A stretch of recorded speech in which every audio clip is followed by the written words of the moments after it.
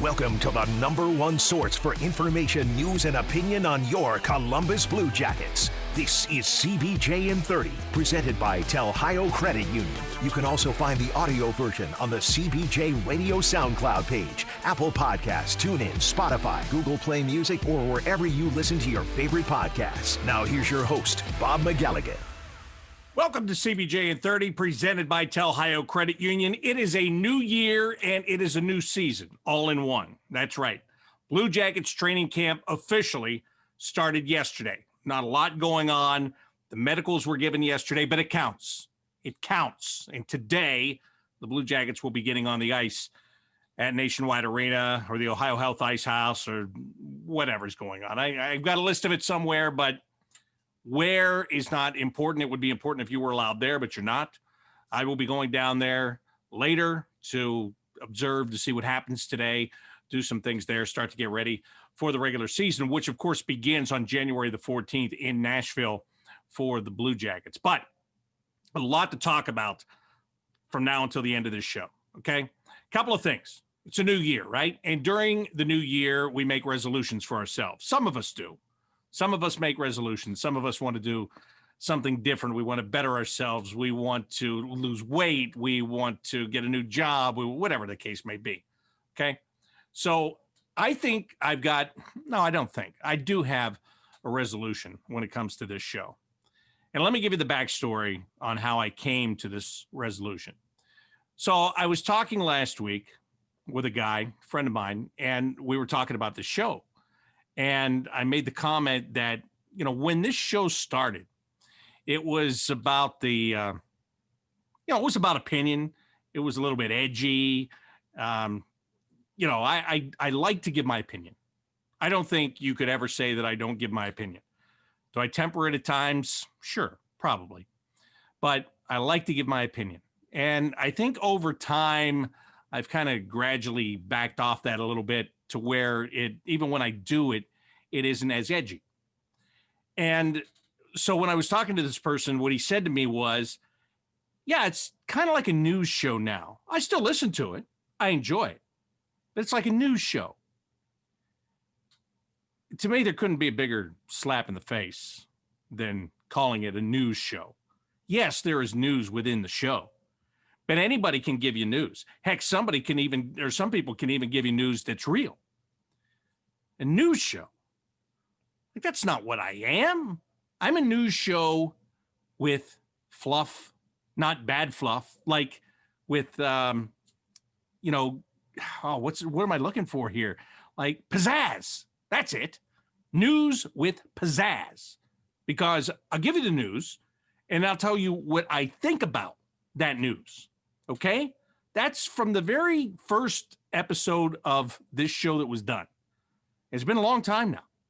I forget how long it's been. I mean, it has been a very long time. If you go back to when I first started doing this for you in the video version, before it became the audio version, before it now has become the video and audio version of the whole thing, it's changed a lot, and a lot of it for the better. There's no question about that. But I think that somewhere along the line, I lost a little bit of me. So my New Year's resolution for this show is to put a little bit of that back into it. And look, I'm not stupid. Some of you think I am, but I'm not stupid. I know that by doing that, some of you will love it. Some of you will hate it. But I know this. It's going to be more genuine me. So that's how we're going to do things. Okay? You have been warned. That's how we're going to do things to start off 2021. And why not? 2020 was an abomination of everything. Hockey stopped, life stopped, told where you can go, when you can go, what you can do, like, enough. Let's get back to it. Hockey is back, and we're ready to go with this training camp for the Blue Jackets. As short as it's going to be, because it is compacted, as you know. January 4th, on the ice for the first time as a group. January 14th, playing your first game. No preseason games in there. I got stuck between preseason and exhibition. That's what you get, preseason. No preseason games in there. So it'll be go time. It's going to be a sprint to get started. It's going to be a sprint the whole way through. It's 56 games. There is little margin for error for the Blue Jackets. Now, I started promoting to get questions late last week, and of course, the questions that were coming in were about PierreLuc Dubois. The concern about PierreLuc Dubois and his signing. And it's funny because I put out to solicit questions, and then the next day and a half later, whatever it was, after I get these questions about PLD, he signs a 2-year contract. Okay, that's the good news. We've got good news, bad news on this whole thing, all right? The good news, signs a 2-year contract. $10 million, 2 years. Isn't that good news? If that was your news, would you be happy about that? I would be thrilled. I would be doing cartwheels, and I can't do a cartwheel. I'd learn how to do a cartwheel. I'd attempt it. Even if I broke my leg, my arm, or my back, I would attempt to do it. That's how happy I would be about making $10 million over the course of 2 years. Okay? So that was the good news. Then the bad news. And I'll get to that in a minute. And I will get to it in just a minute. But here's what was funny. So he signs. I put out another tweet. I said, if you've already sent me a tweet panicking about PLD, feel free to send me another tweet. This is done. This is over. He signed. Okay. So I said that, and it's funny because C Straight then tweeted and said, still, it would be amusing to read the panicked questions about PLD. So I'll tell you what they were. We don't need to put them up on a screen or anything. I'll just read through them. At the time, right before he got the deal, Pierre LeBrun of The Athletic had reported that he had left town. He was in town, had left town. And Aaron Portzline also, the information was he had left town. He wasn't in Columbus. Okay. So Jacob Barker right away, why has PLD left town after skating recently? Leaving suddenly with no contract seems fishy. Yeah, that would seem fishy. There's no doubt about that. 57 Eagle Bear. What are the Jackets going to do with Dubois and the potential trade rumors? I saw that and I went, potential trade rumors? We talking about potential trade rumors? Well, then I had to read more into it. And yeah, it's true. It's true, as Kurt Angle used to say. There were potential trade rumors, indeed. So it's come out that he's signed a $10 million contract. I told you that's the good news. The bad news is it's also being reported that he may want to finish his career somewhere else, or this may not be a long-term thing for him here. To which you go, are you kidding me? Again, didn't we just go through this 2 years ago? Didn't this whole saga play out? Didn't we just do it?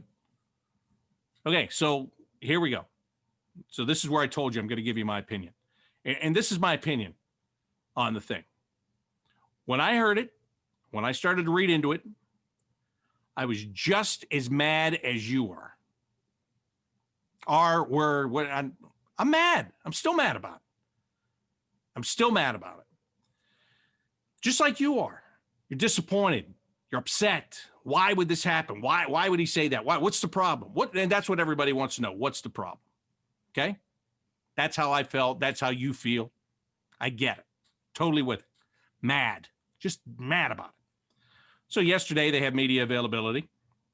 And then later in the afternoon, I got the email about the videos. So I went through and I looked at them. And I looked at what everybody had to say. Now, when I come off of that, again, this is what I think.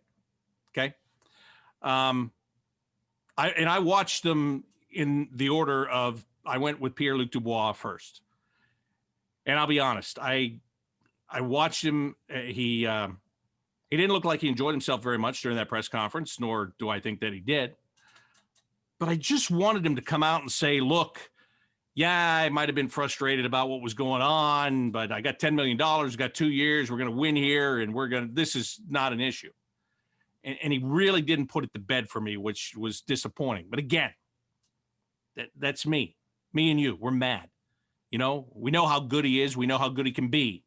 We want him to want to be here, want him to want to play hard, want him to win a Stanley Cup here. So we're mad, okay? I get it. I get how you feel. I know how you feel. I feel like you feel. And then I started watching the other interviews. And I watched Jarmo Kekalainen, and he kind of shrugged it off. Hey, we've got the 2-year deal. We've got, both sides feel good about it. Then I watched John Tortorella saying we're going to handle this inside the room just like we did before. And I was going to pull all this stuff out for you and play it and put it in their words and all that stuff. I don't need to do that. I'm telling you what they said.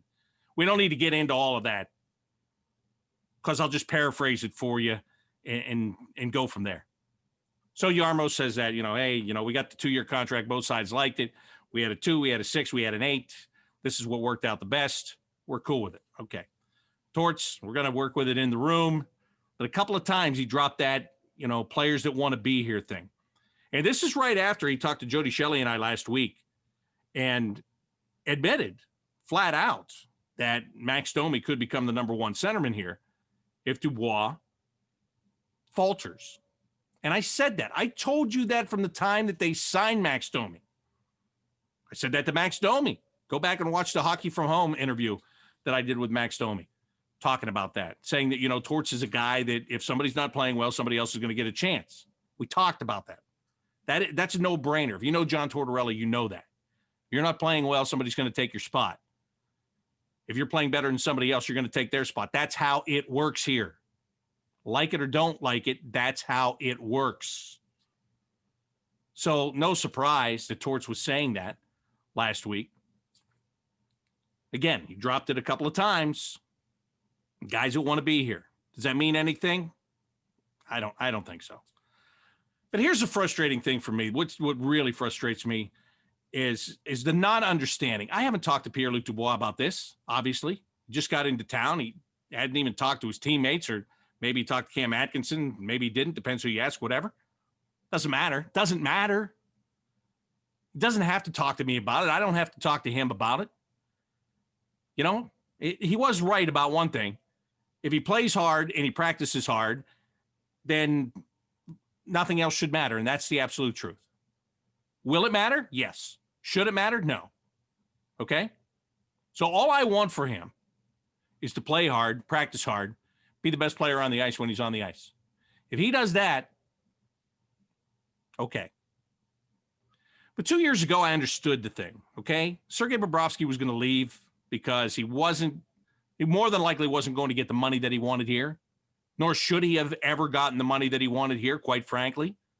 You saw what happened to him last year. I know it's only 1 year, but $10 million, and he did not play very well. And now you've got so much of your salary cap wrapped up in that guy. And here you've got 2 guys for far less than that.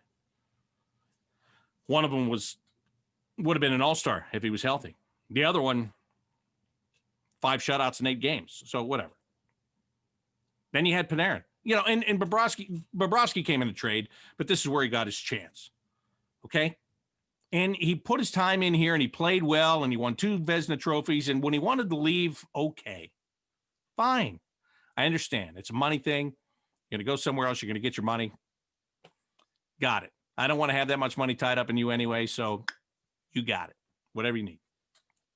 Panarin, that was disappointing because he's one of the best players in the game. But for Artemi Panarin, he came over to join the Chicago Blackhawks. He never had planned to be traded to the Columbus Blue Jackets. It just happened. And then when he wanted to go somewhere else, he had that right. He had earned that right through the way he played. So again, okay, I get it. This is a harder pill to swallow when it's a guy you drafted, and you drafted him in a spot where every expert in the hockey world said he shouldn't have been drafted. They said you should have taken somebody else, a guy that's not even in the league. But you took him, took a chance on him. And he's performed well. And now maybe he doesn't want to stay. Okay, whatever. It's frustrating. And I've got a question on it here in a minute. I'll hold the rest for that answer on that question. But again, if he plays hard, after listening to Jarmo and Torts and even listening to what Cam had to say and Nick Foligno had to say, then I backed it off a little bit because things do change. How you feel today may not be how you're going to feel tomorrow. And if it's a destination thing, look, if you work somewhere and you would like to work somewhere else closer to home, or somewhere else where you're working with friends, or somewhere else that just has better benefits, I don't know, whatever it is. It's in a nicer city. Who knows? And I'm talking about your job. I'm just talking about your job. If you had a chance to transfer, would you do it? Maybe yes, maybe no. Same with these guys. This is their career. This is a job. All right. But at the end of the day, he's got 10 million bucks. Not going to have to work a day in his life. So not too shabby. Right? Right. All right. Let me get to your questions that you've sent me on Twitter at Bobby Mac Sports, or maybe you emailed me, Bobby Mac, BOBBYMAC at BlueJackets.com. First, I've got to tell you about Telhio Credit Union. You know, Telhio has been putting people over profits for a long time, long time, since 1934. Okay. So why should you settle for a normal bank when you can have a credit union that puts you first? Simple question, simple answer. Why? Well, it's not really a good answer why you shouldn't look into it.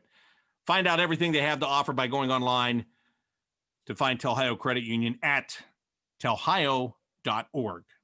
It's as simple as that. All right, let me get to your questions. This first one, and I think I'm going to get, I think I'm going to put two together here. I know I'm going to put two together. Maybe it's, let me just make sure I'm putting the right two together.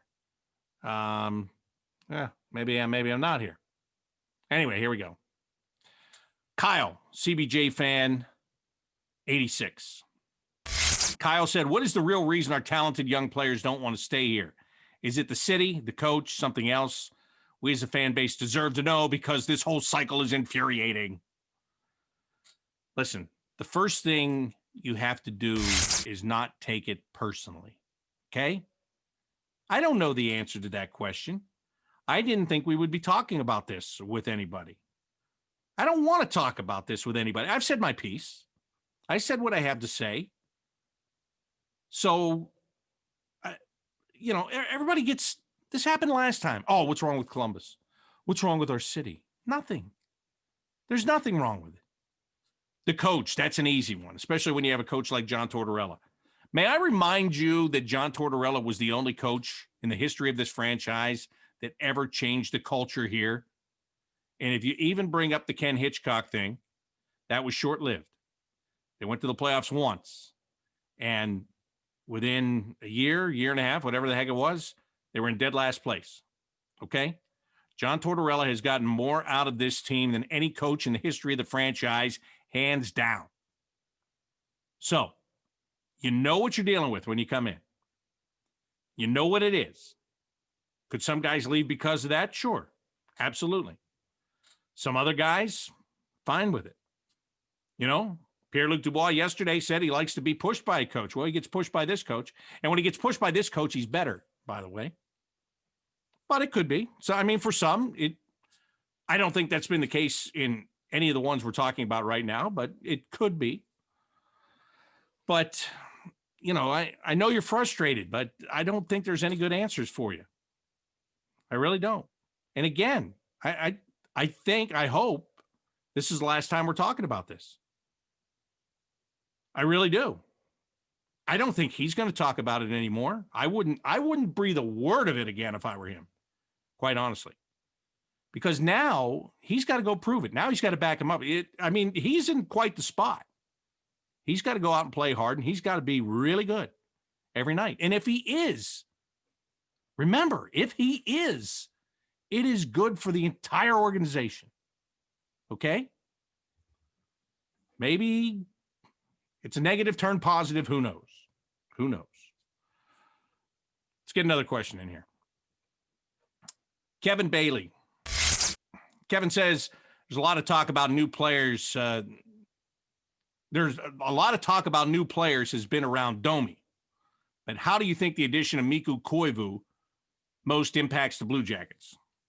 Before I answer your question, Kevin, I want to tell you that Jody Shelley and I are scheduled to be joined by Mikko Koivu for his first full-length sit-down interview as a Blue Jacket on tomorrow night's edition of The Inside Edge on 97.1 The Fan in Columbus. And, of course, at bluejackets.com, the Blue Jackets app, and then later on our podcast channels. So I want to tell you that's what we call that it's a plug, and it's a it was selfish, yeah, but you need to know that. What do I think about Mikko Koivu? I'm excited about this. I am excited about this. I like the veteran presence. I like a guy that can win faceoffs, especially in the defensive zone. I think the Blue Jackets have really, really struggled in that area. Is he going to bring a whole boatload of goals like he did early in his career? No, he is not. Is he going to give you solid defense? Yes, he is. Is he going to chip in with timely goals? Yes, he is.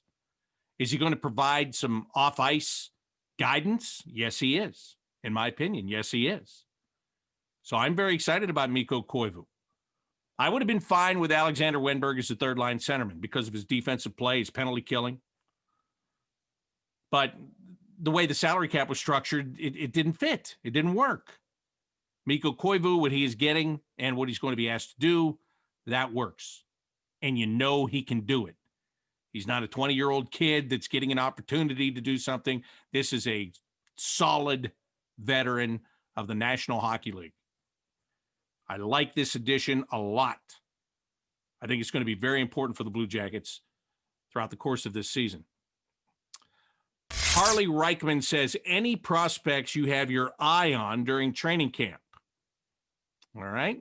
And I think I have another one about that too. Just got to click on the right one here so that I get it right. Yes, here's the other one from MJ. Is there a young player in the organization that could push for a spot with the big club, a scorer possibly? Listen, Liam Foudy to me is a guy that I want to see more of. We saw him in the playoffs, and we saw him do some good things, especially early on. And then, he kind of started to hit that wall that young players do. They come in and they kind of take people by surprise, and they do some great things. And then all of a sudden, what happens? Well, then people figure you out a little bit. They put the body on you a little bit more and all that jazz. So, that's a guy that I'm rooting for him, quite honestly. I mean, I think that he's got the tools. Can he put it all together in a short span of time and be ready to go with it? That's going to be the real question to Liam Foudy when it's all said and done. So Liam Foudy is my guy, my pick. M. Williams 02 says, how will they fill the spot that's open due to Gus Nyquist's injury? So that could be another Foudy thing. But I'll tell you what, John Tortorella harped on Mikhail Grigorenko numerous times in our interview on last week's The Inside Edge. If you didn't hear it, go to our CBJ Radio SoundCloud page, or wherever you get your podcast. Again, shameless plugs. Okay, that's what I do. Go there and listen to it. But he mentioned Grigorenko. He mentioned him so many times, I said to him, you keep bringing up his name. You expecting him to be a really big part of what happens here? And he said, I don't know. I haven't seen him play. Coaches say he's great in practice, but practice is practice, right? He's a former first-round pick. Picked by Buffalo, wound up in Colorado, has been back in the KHL for 4 years. Is he hungrier now? Is he better now? We're going to find out. But I think he's going to get the opportunity to take some of that Nyquist ice time. And if he doesn't do it, Foudy is going to have the opportunity. Who else? I think a guy that gets forgotten here is Kevin Stenlund a little bit. Maybe, well, not a little bit, a lot. I think Kevin Stenlund's a pretty good player. He was good on the power play last year. Are you going to go, are you going to commit to him with a big role right away? No, I don't think that. But who knows? Gets to play. If he does some things, maybe he finds himself getting some more ice time. You never know. Again, it's always fluid with John Tortorella as your coach. Excuse me. 614 CBJ fan.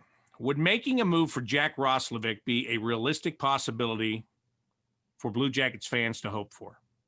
Now, I'm going to say this very carefully because I don't want to. I told you I want to be more opinionated, but I've got to be careful with this one. Jack Roslovic is a Columbus kid. It's very easy, especially with all the other stuff we were talking about earlier, to say, get a kid from Columbus. He'd love to be here. First of all, don't just think that.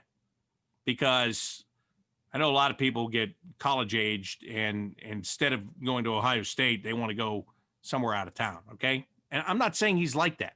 I'm just saying be careful if that's the first thing you think. Okay. Plus, I'm going to also say this. I have no ill will toward Jack Roslovic whatsoever. But I think this is one of those media-driven things. I would put this in the same category as Jarmo Kekalainen likes to lower the hammer. And I talked to him about that. One more shameless plug. Here we go. Go back to the Hockey from Home I did with Jarmo about a month and a half ago when I asked him about that specifically, them writing about him, the hammer. And he said it's not a hammer, it's leverage. And when the player has the leverage, they use the leverage. Okay? I mean, PierreLuc Dubois is still under control by this franchise for a couple of years. So did he have any leverage this time around? Not really. Will he next time around? He'd have more. Okay? And whatever happens outside of that, fine. So, you be careful of the media-driven conspiracies. All right? That's what I call them, because sometimes I read things and I read things by people that I like. I read things by people that I respect. And sometimes just there are some things that I just go, doggone it. I didn't want to see that. Or I don't like that. And those same people probably hear me say things that they don't like. It's fine. It's fine. It's all good. Because I don't care. And they don't care. But just be careful. Jack Roslovic's a fine player. Is he look at his numbers. Is he a PierreLuc Dubois type player? Absolutely not. At least not at this point. Would he be a fine player? Would he be a decent addition? Then you have to talk about what would you have to give up. So I just want you to be careful on a couple of things. Number one, just because he's a Columbus native, don't think that is the be all end all, especially if you're a little bit hurt about other situations. Okay. And beyond that, he is a developing player. All right. I mean, if you tell me write down a list of guys playing with other teams that you absolutely positively have to have. Am I putting him on my list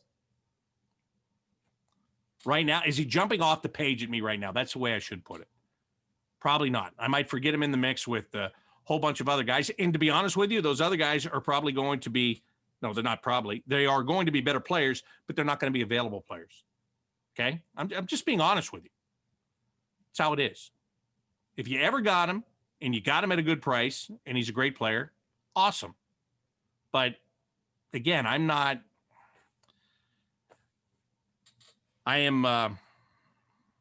think you understand what I am. I hope you understand what I am. I don't know why I'm beating around the bush about it.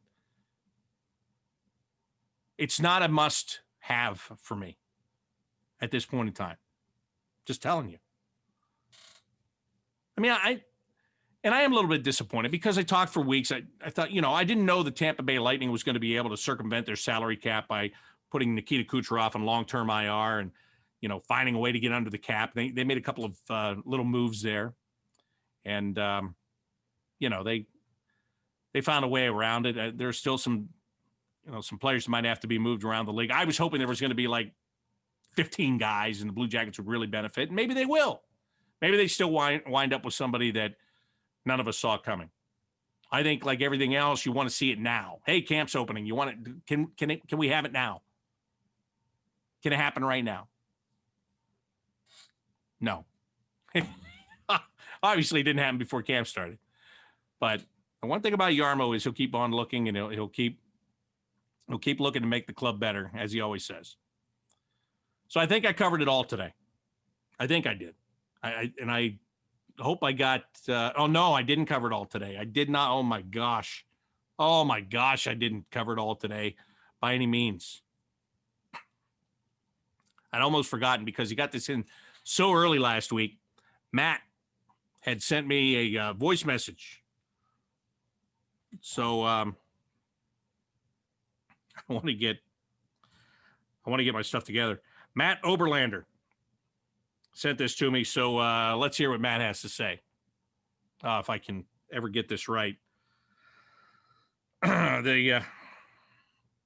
Sometimes I feel so good technically, and sometimes I feel so rotten. Here's Matt. Hi, Bob. Matt from Southeast Virginia. Now that the season's back, is there any way that we could start the next few episodes with the goal horn? And my second question is there any way that we could get more Blue Jackets games on national TV? We have had better seasons in the past 4 years than 5 of the original 6. Anyway, Happy New Year. Go Jackets. Thank you, Matt. And I'm glad I didn't screw up when you're sending that all the way from Virginia. So thank you, Matt. I appreciate it. The national TV thing, I don't know. I mean, I think I saw somewhere where maybe one of those Tampa games is supposed to be a national TV game. I don't know. I haven't seen it. I like national TV games. I really do because, because I'm the only local game in town. You know what I mean? I'm the if you want to hear the Blue Jackets perspective, I'm it. So I like that.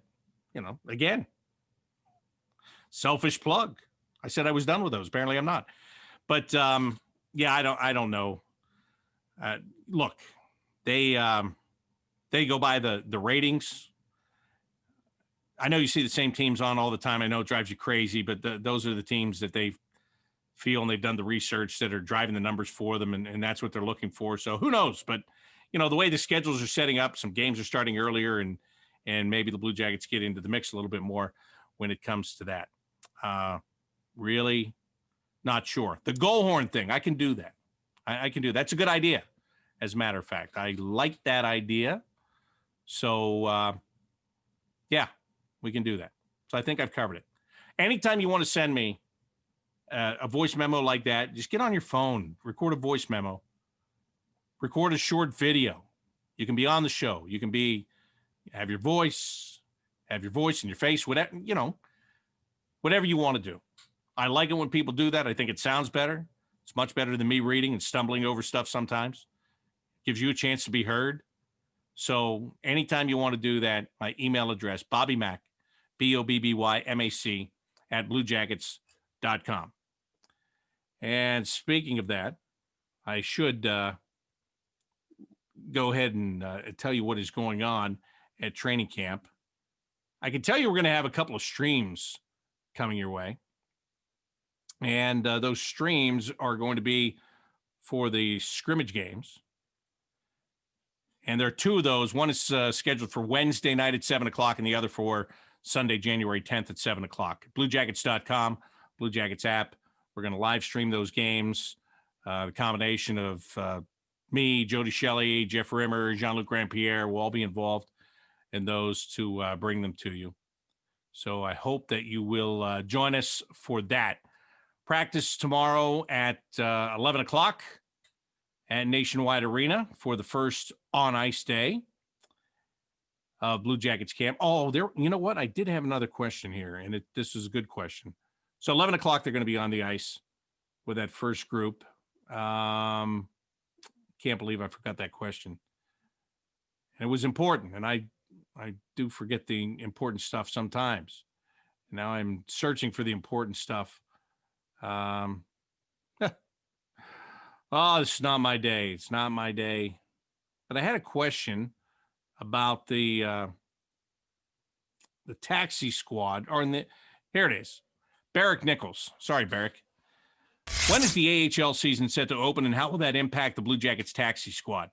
Right now, it's supposed to open February 5th. I haven't heard of any change on that. I would think, and this is all spitballing here because I haven't heard anything, and I didn't look it up. I guess I should have searched for anything, but listen, here's the deal. If you're going to have a taxi squad in case you have some players that get tested positive throughout the course of the season, I would imagine you're still going to have to carry that taxi squad even when the AHL opens. Maybe there are some of those players that you do send to the American Hockey League, you know, the back and forth. And I still don't know because I'm still interested to see how the independent teams in the AHL are going to do it. You know, the teams that are owned by their parent club or, you know, case in point, the Blue Jackets affiliate in Cleveland is owned by the Cavaliers. To me, I think that even though it's every team's in a bad spot, but I would think those teams are in a little bit better spot than the independent operators that are looking to try to make money when they can't put people into their buildings. That's what's going to be interesting. And then, they have to shift some of those franchises around too. The Canadian franchises, you've got a couple of them that play in the United States. Vancouver is in Utica, New York. The border's closed. So what are they going to do? They're going to have to move to a location in Canada and stay there. It's going to be a mess. A lot of that's going to be a mess. So we'll see how that all plays out. When I find out more, I'll talk more about it and go from there. But thank you for your questions. Always appreciated. And I hope you appreciate this. I hope I lived up to my resolution for show number 1 of 2021. I'm sure you'll let me know. I don't doubt that you will let me know. I have a lot of questions about a lot of things, but that's not one of them. Okay. So we'll do it again next Monday. In the meantime, BlueJackets.com, Blue Jackets app. That's where you can find all the coverage of training camp. It is a different training camp. It is going to be quick. And what was that movie? The Quick and the Dead. Yeah, they might be dead from skating when this quick camp is all over. But no, that's not going to be the case. John Tortorella knows that he's got to manage it well and can't burn him out. He's got to have him ready to go on January 14th. In the meantime, I'm going to go. Thanks for your questions. Again, send me anything, anytime, at Bobby Mac Sports on Twitter, Bobby Mac at BlueJackets.com if you want to send an email. That will do it for today's edition of CBJ in 30, presented by Telhio Credit Union. Until next time, I'm Bob McElligott saying so long.